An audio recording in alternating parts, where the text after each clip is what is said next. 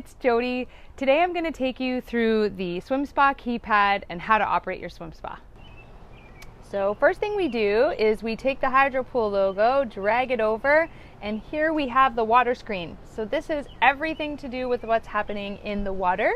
These are our jets, 1, 2, and 3. You just tap them to turn it on.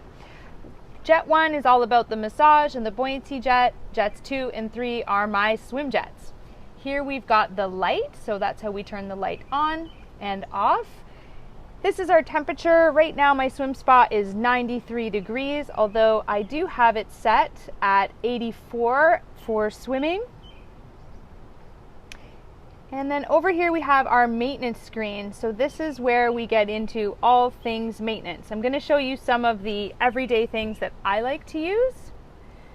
So we've got the keypad. Right now I've got it set in normal, but what we can also do if I want to control from inside the swim spa is switch it to inverted. So that turns it upside down.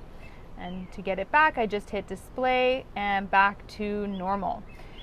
Additionally, I can do the contrast. So right now I have it in daytime mode, so it's nice and bright for you to see, but if I want to make it a little bit lighter, I can put it into night mode and then just flip it back to daytime.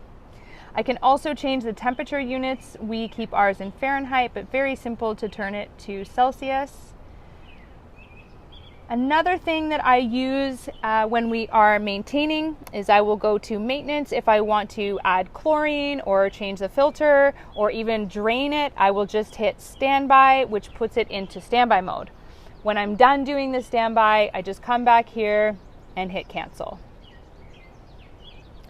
One more thing you can do is come over here into settings, hit keypad, and come all the way down to the bottom where you see keypad color. And here you can customize it to make it your own. Of course, I'm going to put mine in pink because that's Mike's favorite color.